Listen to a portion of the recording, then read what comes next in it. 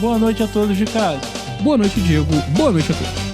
Tivemos nesse último fim de semana as semifinais do Campeonato Carioca e aconteceu algo que surpreendeu a todos. O Nova Iguaçu ganhou somente por 1 gol de diferença. Com um time bem treinado, bons jogadores e um atacante de 5 metros de altura, o Nova Iguaçu fez com o Vasco algo que pegou o time Cruz Maltino totalmente desprevenido. Jogou futebol. O Vasco da Gama, Diego, até consegue jogar bem quando a proposta do adversário é fazer algo completamente diferente do que é o futebol.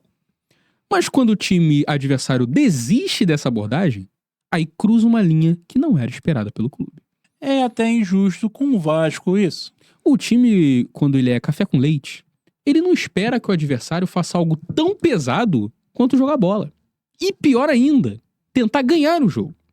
O Água Santa tentou fazer isso na Copa do Brasil e ficou completamente mal visto em São Januário. O time do Vasco, que havia iniciado o ano fazendo bons jogos e na expectativa de fazer uma temporada interessante, rapidamente aliviou todos os amantes de futebol ao voltar a fazer o que faz de melhor, que é levar o seu torcedor à loucura.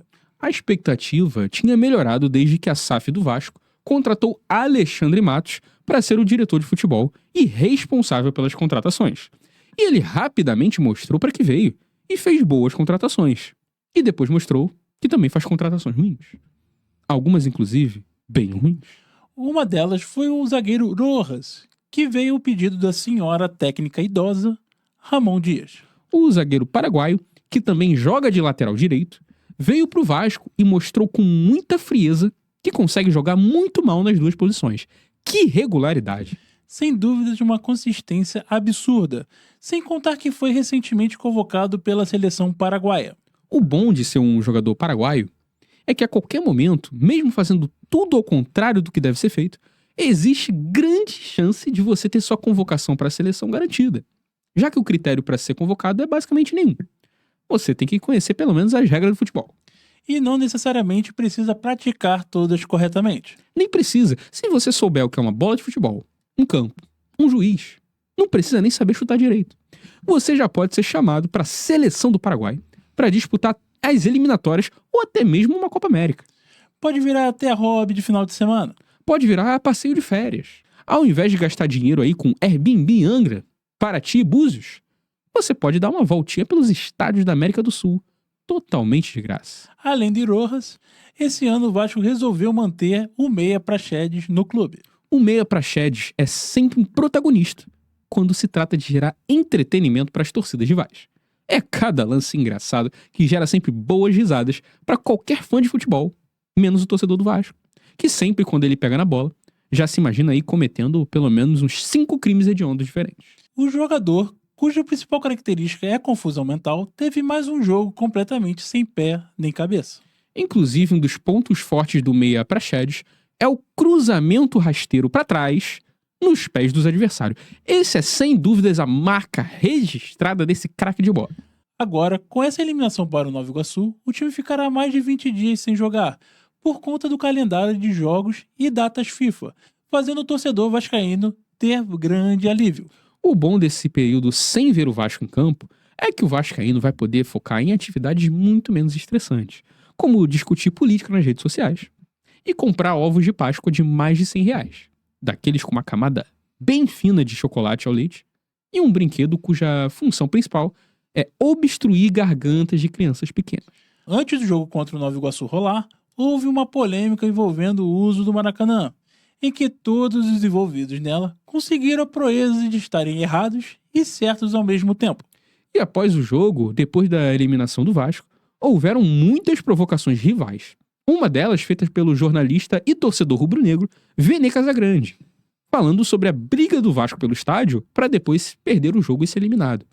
O que deixou o jornalista e streamer vascaíno, dono de empresa e hoje altamente milionário Casimiro Miguel, revoltado com as palavras do ex-colega de emissora, dizendo que o jornalista não precisa desse tipo de fala para gerar engajamento.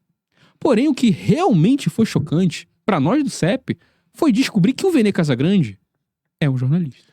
Agora o Vasco tem apenas a Copa do Brasil e o Brasileirão para focar, O cenário ideal é já ser eliminado da Copa do Brasil o quanto antes para que tenha somente o Brasileirão como foco. Exatamente. A conquista da eliminação precoce na Copa do Brasil vai ser de um grande ganho para o clube, cortando aí possíveis viagens desgastantes para muitos lugares do Brasil. Possivelmente até lugares com climas diferentes. Risco de saúde aí para os jogadores. Agora voltando para o Campeonato Carioca, a outra semifinal foi Fla-Flu, onde o Flamengo venceu o primeiro jogo com bastante facilidade e empatou o segundo também com bastante facilidade. Como o Fluminense teve 2 enormes títulos recentes, agora o próximo é só daqui a 15 anos. Então o time está cumprindo muito bem o seu momento de hiato de títulos. E a torcida está seguindo fielmente esta estratégia, colocando aí uma média de 18 torcedores por jogo. O tricolor carioca agora está com um jejum de 13 clássicos sem vencer, o que o torcedor do Fluminense normalmente chama de ano comum.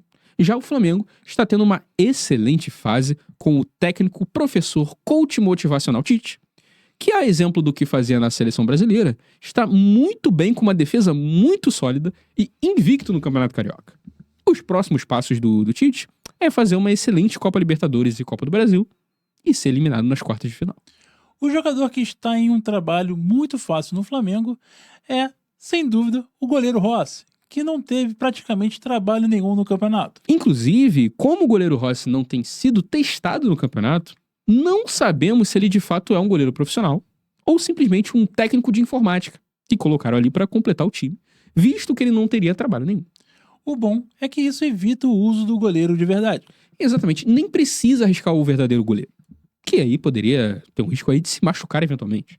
E ainda dá uma oportunidade de um bom emprego para esse rapaz aí do TI do Flamengo. Excelente atuação da diretoria. Agora, falados dos times grandes, chegou a vez do Botafogo. O time de General Severiano está mais uma vez disputando a Taça de Consolação do Campeonato Carioca, a tão temida e disputada Taça Rio. O Botafogo claramente dominou a Taça Rio. Não tem time que ganhe mais essa competição do que o Botafogo. Foi inclusive de uma inteligência muito maior do que de Vasco e Fluminense. Com as derrotas conquistadas na Taça Guanabara, o time conseguiu o quê? Se classificar para a Taça Rio e enfrentar o Sampaio Corrêa. O Sampaio Corrêa falso. Evitando aí uma grande humilhação nas semifinais do Carioca. Faltou essa visão para alguns times. Conseguindo fechar com chave de ouro este campeonato, o Botafogo poderá se concentrar na Libertadores, que sem dúvida será o maior desafio do ano. O próximo passo do Fogão é obter aí um desempenho histórico na Libertadores, que é simplesmente vencer um jogo. As melhores metas são sempre as mais simples. Perfeito, Natan. Com isso, encerramos o CEP de hoje. Muito obrigado pela sua presença e uma boa noite. Obrigado pela sua audiência. Inscreva-se no canal para obter mais informações das melhores qualidades do futebol carioca. E uma boa noite.